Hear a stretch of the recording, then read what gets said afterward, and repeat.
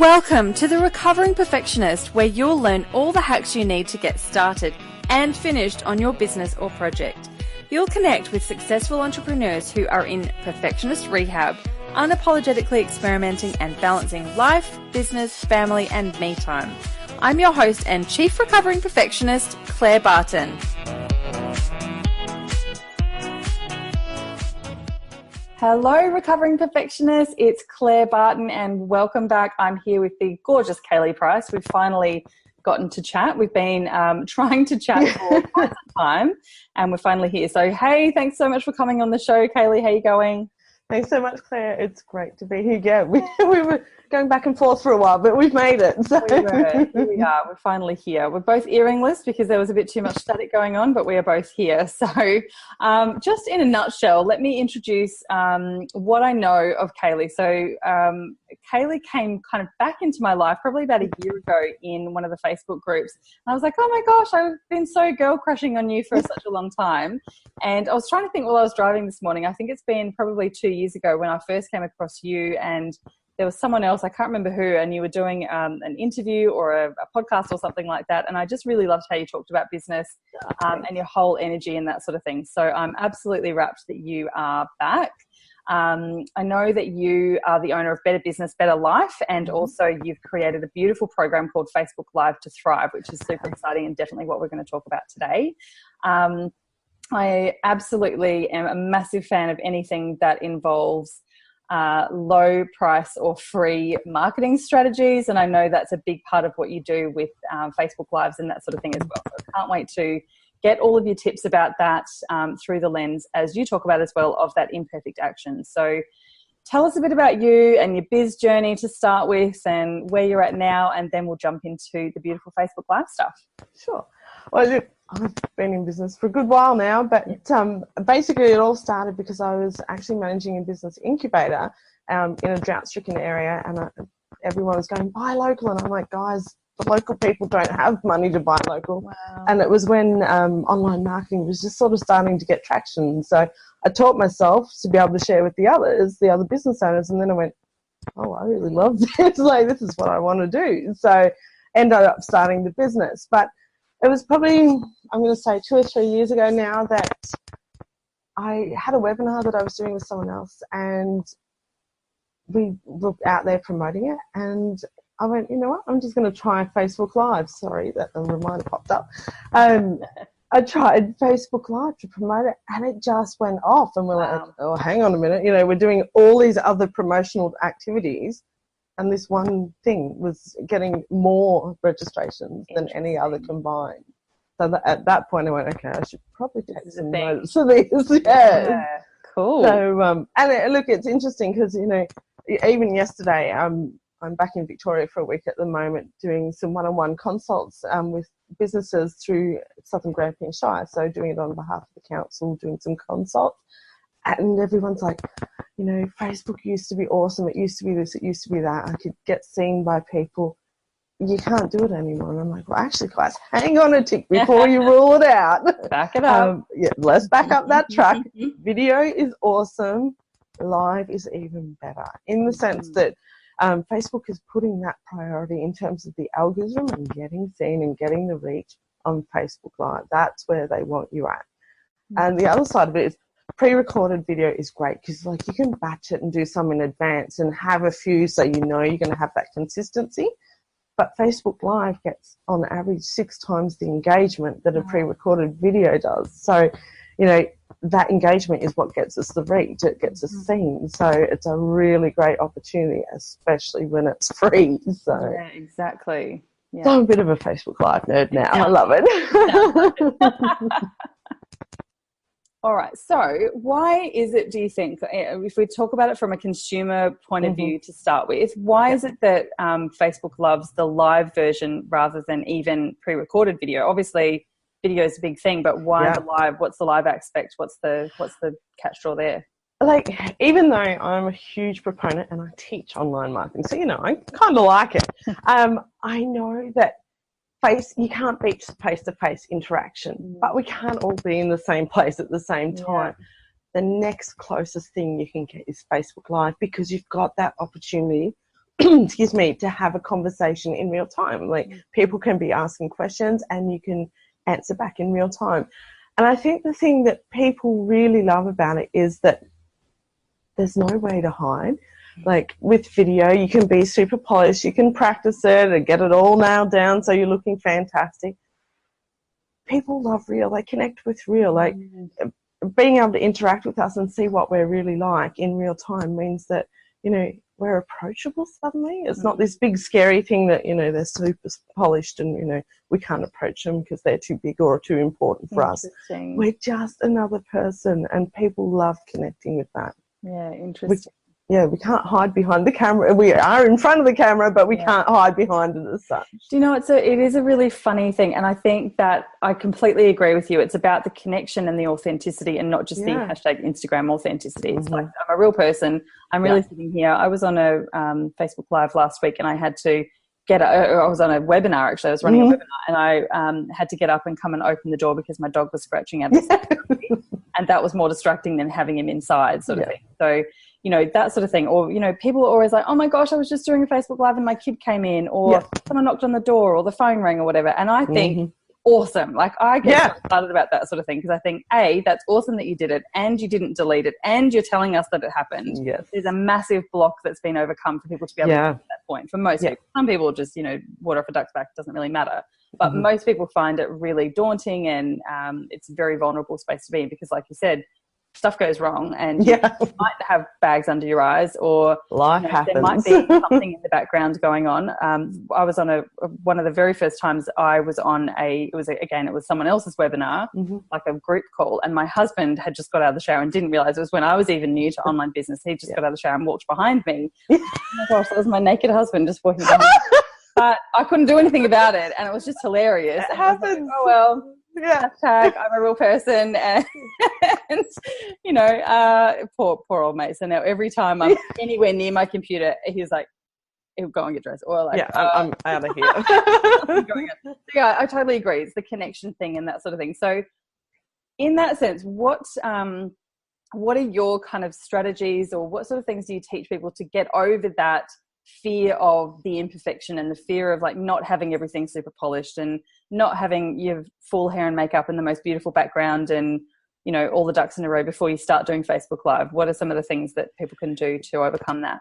Yeah, look, first of all, I would say just realize that, you know, when we're super, yes, there's definitely a place for the super polished, you know, the Instagrams, the pre-recorded video, etc. Absolutely. But when we have the real, you know, life happens, Facebook Live, you get a real sense of who the person is, like we said before, so that if they're thinking about working with you and they sign on and you've got a great new client, they don't get a shock that you're not what the super polished is, because, you know, we've all got our best moments, but we all have some not so great moments too. And if they've seen that real person, they're all good. The other thing is, people come to listen to what you've got to say. Like, in the real world, we'd always have the beautiful background, etc. It doesn't matter, because they're listening to you, not to looking at you going, oh, you haven't had your eyebrows done this week. You know, like, I've seen a couple of people that I really respect and that are making multi-six figures, and they had like a grotty background, and they were doing a webinar, and they were teaching all about video. They didn't worry about it. It didn't stop them from getting sales. It doesn't matter. People want to hear what you've got to say. There's a reason they've joined. It's not to sit there and criticize what you're going to say, what you look like, what you look like. But a couple of other things, like, look at Marie Forleo when she started. Like, she's been doing a video every week for years. Go back and look at some of her early ones. She's not perfect either. Like, you get better with practice, but you've got to start somewhere. Like, and even I remember I did I was teaching about Facebook Live at a workshop. I think it was last year now, and I'm showing everyone, and I've forgotten that I had a Samsung phone, so I'm recording it sideways. Cool. And everyone gets on there to have a look at it and goes, oh, look what you did you realise? Yeah, exactly. And I'm like, oh my god, life happens. It didn't matter. But the other thing to know is you can actually practice completely in private the whole way through, record it the lot without anyone else ever seeing it. So you know, with your personal profile, how you've got the privacy settings, public, friends only, and then there's an option for only me. Huh. So you can change it to that. Practice the text so you know the buttons you have to press, what you do to stop it, all that sort of stuff, without anyone ever seeing it. So you've got that opportunity. Yes. Facebook Live hack. My only thing about that is don't get stuck doing those practices. Maybe, you know, the first time you go live, do it a couple of times, run through. You'll never get it exactly the same anyway, but just get used to the tech and then get out there and do it, you know, for your page or a group. Exactly. And I think one of the things that people are held back by in their head, and it's more of a mindset thing, but actually it's, you know, people talk about it in the way that, like, I'm not techie and I don't really know how to use it and I'm not very good on social media, and all those sort of phrases that we're all used to hearing. And basically Facebook wants you to do this. Everyone wants you to do this. So it is actually super easy, and it's kind of just a BS excuse, unfortunately. But I agree. So have a bit of a practice. But I think one of the other things on the tech side of things is to realize, if you're going to try and do the beautiful, super structured and set up videos, they are a shitload more work than doing a Facebook Live and getting over that block. Yes. When you are trying to style a background, style yourself, get in the right lighting, have the script, all that sort of thing, that is a monstrous piece of work in itself, rather than jumping on and having a rant about something or talking about something that is a response. One of my favorite hacks to get people to start Facebook Lives is responding to a question. So you're not just like getting on there and having your own kind of you know, Claire moment or whatever. You're doing someone a favor because they've asked you a question, and it's easier to articulate it most of the time in words rather than typing it out, right? So that's a cool excuse. I remember the very first time I started doing videos, I was doing I think it was 10 days. It was called the hashtag 10-day declutter me challenge or something like that. Love it. And we had a bit of decluttering in like physical world, and a bit of virtual decluttering, and a bit of mental decluttering, and all that sort of thing. And I sat down, and my favorite place back then to record was in my son's room, because he had all the beautiful artsy things on the background. Now it's all just full of Lego and goodness knows what else, so I don't really use it. But I had a really nice background, and I sat in there, and I promised everyone who'd signed up, the daily videos will only be 4 to 5 minutes long at the most. And of course, when I recorded them, they were like 11 or 12 minutes. And I thought, that's cool, I can edit that down. And it took me 8 hours to edit the first video. I know. And I still was only down to about 8 minutes, and it was doing my nut. Like I'm pretty techie, but I just couldn't, it was driving me so crazy. And I thought, I've got 11, I think, of these videos. I had 10 daily videos plus the final one, and probably an intro one as well. But I can't spend 8 hours on every single one of these videos. So I deleted them all, and then I just recorded them, and I said, one take, no fake, no notes, except for the title, what I was talking about. I have my little timer there, and they all were so much better because I had a bit of boundary, and I didn't have to worry about, I'm going to have to cut that out. Okay, what do I need to do? Do I clap twice, or do I shake it? Or, you know, all that sort of thing. So when you actually give it a go, and it's kind of like a trust the process moment, like people have to give it a go to work out what they don't want to do rather than the other way around sometimes. But I guarantee if you start going into the whole thing, you're trying to edit your own videos and that sort of thing, it's way harder than just too hard. Yeah, I can't edit videos. I don't want to learn how to edit videos. I'm like, nope, serve it up, first go. Awesome. Yeah, so, absolutely. But you've hit on something really important there. Like, a lot of people go, okay, all right, I'll do it, but I don't know what to say. Yeah. And exactly. Think about, okay, what do your ideal clients come to you? What do they ask you all the time? What are they struggling with? Start there. That will give you so many topics to begin with. Or it could be, you know, I was talking to a builder and an accountant yesterday, and I'm like, let's think about it. What's on TV at the moment? House rules is on you know, on a weekly basis. Go live once a week and talk about one of the projects they worked on, and, you know, why you would make that choice or you wouldn't do that. Yeah. Use that media and what's happening and link it back, make it apply to what you're an expert in. Yep, totally.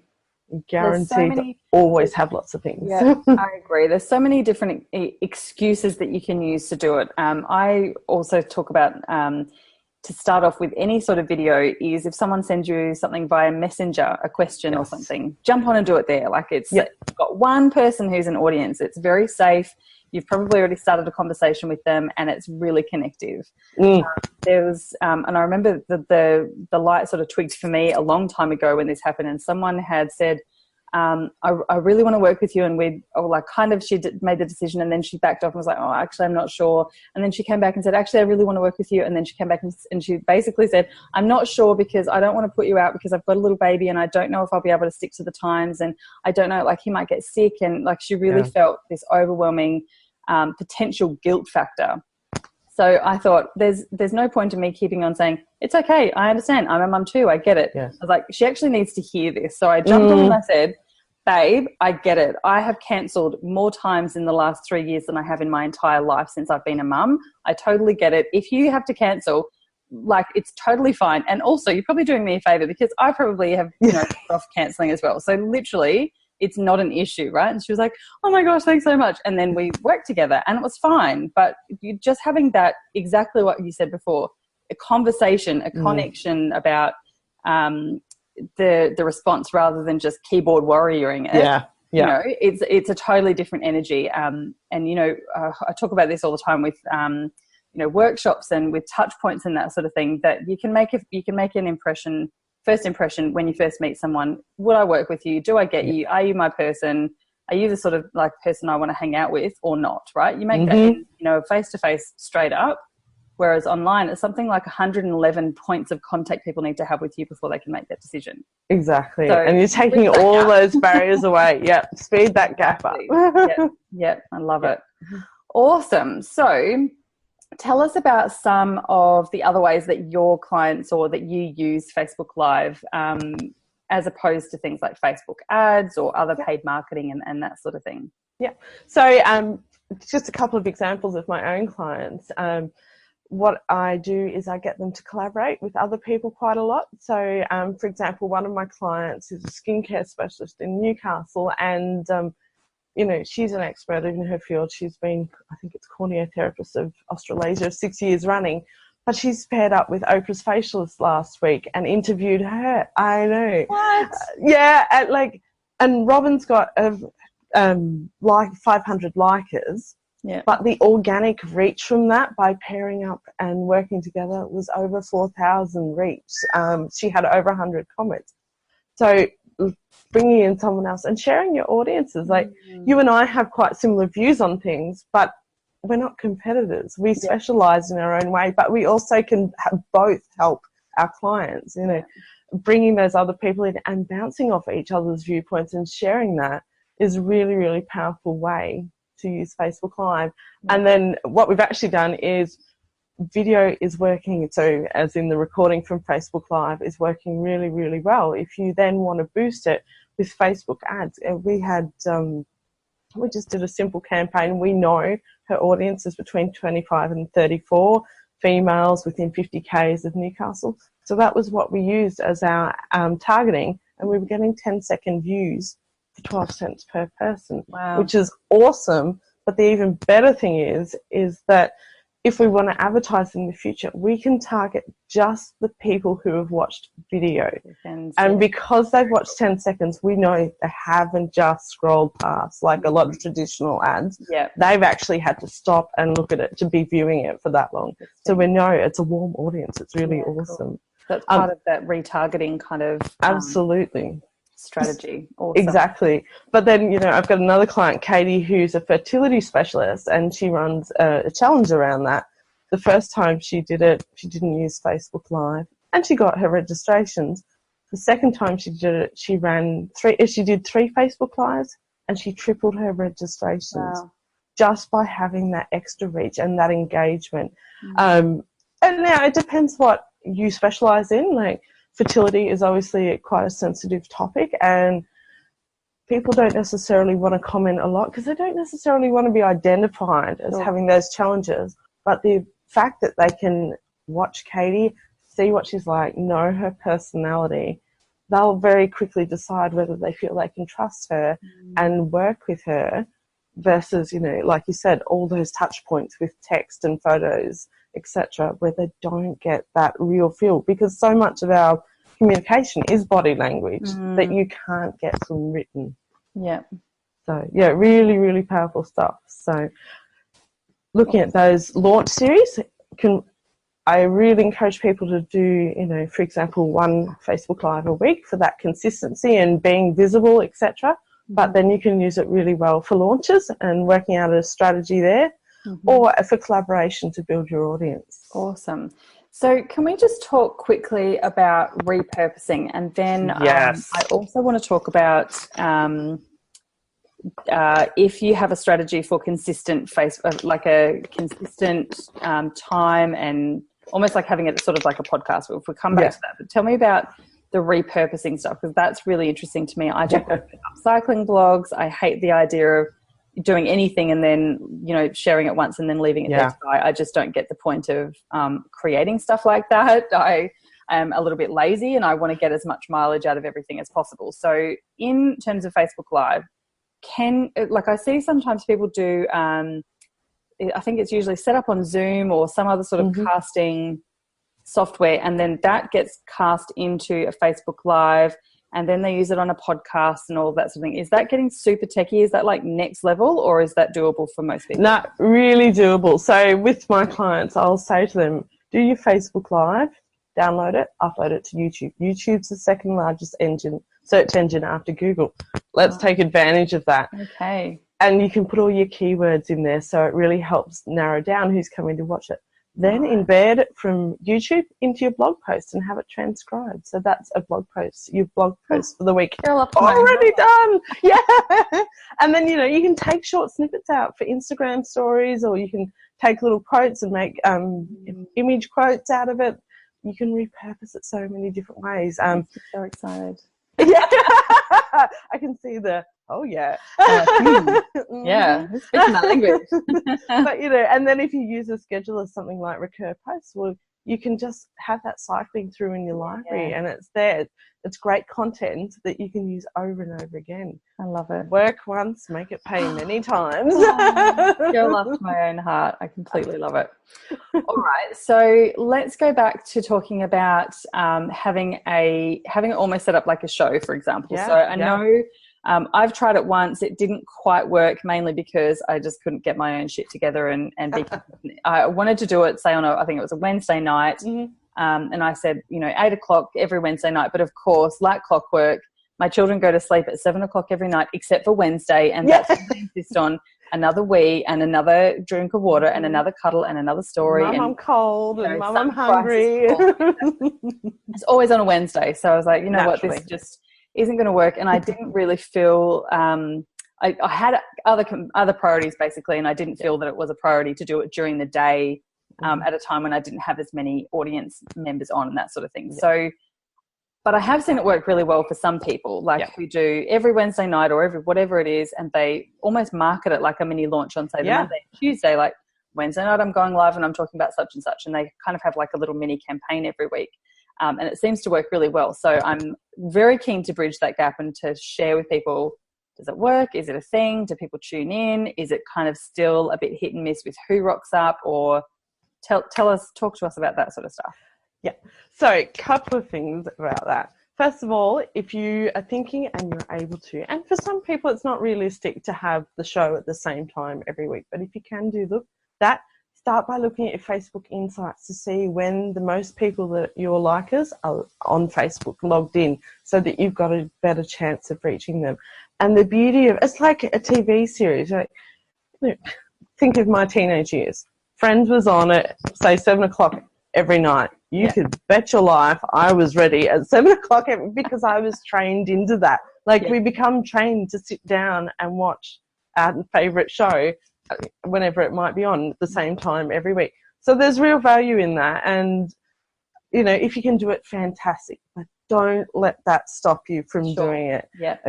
Better to go live when you can and get that opportunity and have that fun, spontaneous nature, and that can work really well. The one thing about spontaneous, if, like you said, someone sends you a question that comes in, or you've been having a discussion with a client, you're like, oh, that'd be, jump on, have a bit of a rant about it. People love that passion. So don't let it hold you back from going live in the first place. Yeah. I think, it comes back again to that letting go of perfection. Like in an ideal world, that's it, that weekly show is brilliant. Okay. But it's not everything. Don't let that be the reason that you don't use Facebook Live. Is there too much? Can you do too much Facebook Live? Look, I think it's good to have a mix of like your text and image posts, your pre-recorded video and your live, because, for a start with, being a girl that's come from a regional area, I know that there's a lot of people that just don't have internet good enough to be able to watch live. So having that mix and catering to all of your audience is good. Some people prefer to read.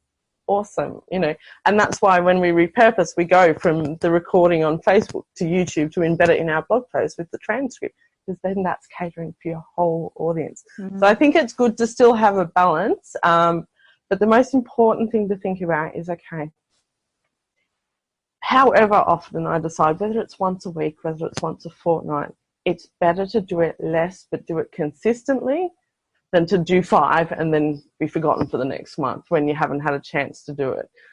But again, if you've had that month where you haven't been able to, that's life. It happens. Yep. Jump back in. Don't let that hold you back. Yeah, that's right. I'm just giving you a virtual high five here because I'm a massive fan of consistency is better than perfection. And I talk about that in all sort of things, especially social media. So, if you're not doing regular posts on Facebook, don't go for 3 a day straight up. It's not, you'll do that for 2 weeks and hate your life and get off Facebook and go again. And that was the last time you do it. Exactly. So, whatever is kind of the next step. So if that means doing it once a month or once getting 3 posts of any type onto your Facebook page, say 3 times a week or something like that, then once that's happening and you've got a consistent system and some consistent content and you've kind of nailing that, go for 4 times a week or go for once a day or something like don't go from 0 to hero if that's not accessible for you and you haven't got a team helping you pretty much. Or if it's not your passion and you don't want to spend 2 days every 3 months doing it, everyone's got a different way of what it works, but I completely agree, consistency is way better than anything else. Pretty much. And look, one of the things I say is brainstorm, sit down, set some time aside, sit down and brainstorm a bunch of topics and just write a dot point outline for each of the topics. Yes, Facebook Live means you have to be there and present in the time, but that doesn't mean you can't have all the prep done and you've got planned out, Tuesday night's going to be this topic, the next week it's going to be X, and match it up to whatever promotions you're doing, depending on what you trying to think of an example, like skincare. If you're doing a launch about teen acne, well, make your Facebook Live topics in the lead up to that related to, the myths around teenage acne, the common mistakes people make. And that's actually addressing the hurdles that prevent people from investing in the lead up. So when it's time to launch, they're like, sign me up. Yeah, no, I totally agree. And I love, when I teach content strategy, there's kind of the 2 sides of it. And one of them is very general and we kind of cycle through all of your different categories or pillars, people call them sometimes. And on the other side, it's more campaign specific, which is what you're talking about. So whatever you're launching, that's kind of the central anchor for your content. So that could be your blogs, your newsletters, your Facebook Lives, your Facebook page posts, all of that sort of thing.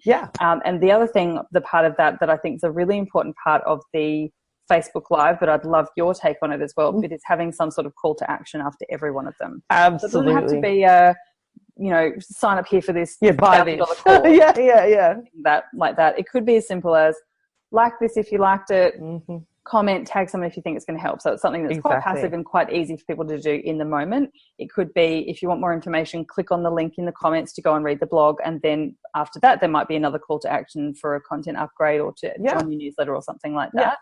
And it could be something like, if you're running a special, then there can be something. So there's lots of different options, but I think it is pretty important to have some sort of call to action. Maybe not on every single one. You don't want to sound too pitchy or gross like that, but people need to be told what you want them to do, or they just be like, oh yeah, that was nice, and keep going. So, and I find even myself, if someone says, if you've enjoyed this, please give me a thumbs up, I'm so much more likely to actually click on the thumbs up because they've just told me to do it, rather than go, Oh, that was nice. I'm more inclined to share something if I really like it than I always forget to do the like and comment. Yeah. Probably more helpful anyway. So and it's not pushy to ask for, like, to give people hell no about what you want them to do. So what's your take on calls to action? Yeah, whenever you're going to go live, and I say go live, but this applies to all social media. Ask yourself, okay, what is the next step that I want the person consuming this, whether they're watching or they're reading? What's the next step I want them to do? And you're right, it doesn't have to be buy now every time. You don't want to do that, or people aren't going to tune in. That's so like, true. Oh, she's going to sell me again. But we're also really busy. Like, how often do we watch a Facebook Live while we're doing some other job? Like, we're multitasking. Always. So, we're busy. We're focusing different ways. We need to have, like, no one's offended if you say to them, hey, look, if this was really helpful, or someone that could benefit from listening to this, or they're struggling with this, give them a tag or give it a share. Like, no one minds doing that. That's not a hard sell. That's just a gentle reminder, because we're doing so many things at once. It just brings us back and we get the value from it. Like, it actually cements that for us. Awesome. So, yeah. All right. One last super practical question, because this is something that people are always asking. Is there an ideal length for Facebook Lives? Okay. So Facebook Live says if you go over 10 minutes is ideal, in the sense that gives them an opportunity to share and spread it out, or get you more reach with your audience. I would say to you, ideal. Especially if you're teaching something, like if you're sharing your knowledge on a particular topic, awesome. I also know that when we're starting out, that's super confronting, going, 10 minutes, how am I going to fill that? And you don't want to keep talking, like, there's nothing worse than someone babbling and not actually, giving you value. You're better off to do a 2-minute one, get in, get the value out there, get your message across, and then stop. I agree. Than to keep going much longer and trying to fill that white noise. And the thing is, you stay top of the news feed, or, the algorithm supports you even after you finish going live. So it's not like, okay, if they don't come while I'm live, they're not going to see it. Sure. You're still getting that support from Facebook. So, definitely think about it. Okay, I'll go as long as I need to get my message across and provide that value. And whatever length that is, that's awesome. It doesn't matter. That said, if you're doing a bit of a longer one, I have a terrible memory. So I jot out some bullet points, and I'll say to my guys, hey guys, I've got my bullet points here. Because one of the things we all freak out about is, oh God, what if I go blank? What if I go blank? Yeah. Well, again, we're human. That happens. I'll say, hey, I've got my bullet points here. So I cover all the things I want to share with you today, because I want you to get the best value out of it. So I don't want to miss something important. My brain, soup, Oh, no, I'm the same. And how many times I've gone, right, guys, I'm going to share with you today the 3 top tips for such and such. I do the first 2 and I'm like, oh God, what was that? I have no idea what the third one was. I might have already said it combined with number 1 or 2, but I'm not 100% sure. So here's my dog. How cute is he? Like, whatever. See this? Look at this. Yeah. But yeah, exactly. I agree. You don't have to. I know. I think with 99% of people who read a script, you can tell that it's a script. And don't read the script. But bullet points are totally acceptable. Get you back on track, very, very and they smart. get the value. Get you back on track, and it also keeps some boundaries so that you don't go off on tangents. Because nothing, like as you said, if you go off on a tangent and you start talking about waffling and all that sort of thing just to fill time, or just because you forgot what you were going to say, there's nothing worse, and people will see right through it. The whole idea of doing these Facebook Lives is to be connective and authentic and to give value, right? So the other thing, I'm just going to do a shout out, I'm sure you'll agree with me, is if you jump on and you're going to talk about something that is a tip, don't spend the first 5 minutes talking about yourself. And one of exactly. Like, introduce yourself, of course, but don't do the whole, I'm not going to talk about myself for half an hour and then talk about yourself for half an hour. Because absolutely. The first thing, before you even introduce yourself, tell them why they should care. Why should they listen in? What's the benefit to them? What value are they going to get from it? Then super short intro. The other thing, please, especially when Facebook Live was new, was people would get on and they'd go, I'm just going to wait for a couple of minutes until some people show up. Don't do that. You're an expert in your field. Get on and give you value, especially because you don't want people coming to the replay and go, oh, I've got to wait 2 minutes, or I've got to fast forward 2 minutes to get to what you're actually talking about. Get in, be the expert, share your stuff, and then get off. And what about answering questions real time? Because I know some people say it really puts them off when they're, watching something and someone's talking and then they keep saying, oh, hi, Michelle. Oh, hi, Barbara. Oh, where are you? Oh, okay. But, that can be really distracting. Yeah. I find when it's me, I really like that interaction, and I feel like that's kind of the point. But I'm definitely stuck between a bit of a rock and a hard place there. So is there a rule around that, or?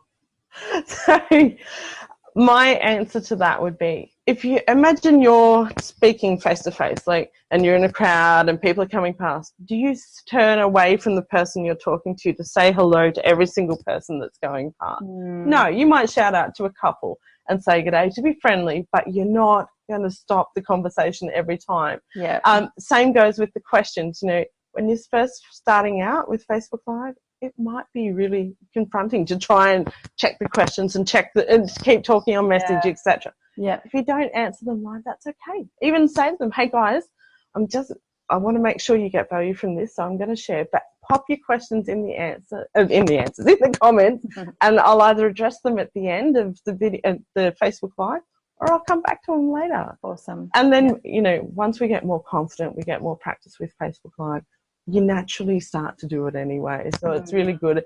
It's great to have that engagement because you really acknowledge the person. Yeah. But better to stay on track and get your message across than stress too much about that. Okay, beautiful. I know I said about 3 questions ago, last practical question, but I just keep thinking. Okay. Is there a better or worse way of doing it in terms of using a desktop versus a phone? Look, a couple of things. Android stinks for trying to get landscape. Long and short, I know because I own a Samsung. Yeah, right. Is landscape better generally or not? Yeah, landscape's better because it fits nicely on your screen, so you don't have those black down the side, either side of your video, and also works really nicely for YouTube. So in an ideal world, always go the landscape if possible. Again, don't let it stop you doing it. But also think about, okay, how can I get it most steady? So if you can get your laptop, so the camera's a little bit above eye line, it's really flattering. I have a lot of double chins. It's nice and flattering. But, it's also better for the viewer because, there's not wobble distracting them. If you're doing a walkthrough, so obviously you've got to carry your camera, people are going to accept that. They're not going to think about that because you're moving. But if it's more that delivery to camera type scenario and the teaching the conversation aspect, then, whatever your preference is, just try and make it nice and stable. Okay. And it doesn't have to be fancy equipment. Like, I know a lady, one of my clients, that uses her kid's teddy bear to hold her camera. Yeah. Because that's a good angle for her and it keeps her still. You don't have to invest big money to get started. I completely agree. Use what you've got. Mostly I'm doing it in my kids' rooms when I'm doing podcasts especially, because there's the soft furnishings and that sort of thing, like all the cushions and blankets and whatever other rubbish they've got on the floor and carpets and all that sort of thing. And I'm the same. Sometimes I'll sit on my daughter's bed and we've got this like IKEA wooden step that sits over the top of my legs on the bed with a couple of cardboard boxes on top of that to put my laptop on. Yeah, like reams of paper are another great thing. The books, stack of books, I've done that. Yeah, I'm totally a fan. Even rubber bands and broken tripods seem to work. So I have this big camera from, when we used the old traditional cameras. So I've got a tripod from that. Yeah. And if I use my phone, I have it off the handle that you move the angle of the original camera with tape around it. It's totally a thing. It works. Very ingenious, very inventive. I love it. Awesome. Well, look, I honestly love this stuff, obviously, the content and the Facebook Live and the digital strategy and all that sort of thing. And I could sit here and talk to you about it all day, and I'm sure we'll do it again soon. But wrap us up. Tell us how we can stay in touch with you. I know you've got a mini course that you'd like to share with us. How do we get a bit more Caylie Facebook Live love? Yeah. So look, my website is betterbusinessbetterlife.com.au. But I've got a 3-day mini course, which is the fastest way to grow your business with Facebook Live. So if you're going, Facebook doesn't work anymore, jump in and grab that because it so works organically still. So the link for that is bit, so bit.ly as in bit.ly/FB for Facebook, live for live, obviously, and perfectionistas, because, you know, we've got a bit of a theme going on here. Awesome. And we'll totally link to it. Yeah, we'll have links in show notes as well. And yeah, I will definitely be jumping on. I absolutely have adored this conversation. It's so practical and helpful, and hopefully helps everyone get a bit of a grip on any blocks they might have around. And I completely agree. I think that whole, you know, getting consistent, jump on there, imperfect action, have a go. You know, Facebook Live is so beautiful in that Facebook supports you in it, and also it's not forever. So if something stuffs up, you can delete it if you want to, but probably don't. But look, you've probably got a couple of days at best anyway before it kind of goes to the bottom of the pile. So do you know what I mean? It's kind of, it's there and it's vulnerable, but it's also not set in stone. So, you know, it's definitely a block, and, you know, any way that we can do to help people kind of get over that, we're completely up for, aren't we? We just absolutely. So just as a little aside, like, I am a total tomboy, forgive me, but I am. Like, so I sit there, I wear my trackies, like, don't all entrepreneurs do their trackies or their yoga pants? Pretty much the only reason I became an entrepreneur, so I didn't have in the morning. My, like, get dressed up for Facebook Live is I might think to put a pair of earrings in, and then it possibly wobbles against the microphone anyways and take them off. So don't ever let that idea of trying to be, you know, look the right thing or whatever stop you. Just get in and have a go. Yeah. And it's so fun. Yeah, I agree. Love it. Thank you so much for coming on the show. I've absolutely... I love this conversation. Thank you so much. Awesome. I'm so glad that we finally got to chat about all of this stuff. And yeah, I'm sure we'll have you on again really soon. See you soon. Bye. Bye. And that is absolutely it, my lovely. So I hope you've really enjoyed the episode. It was great fun recording that one, as it is with all of them.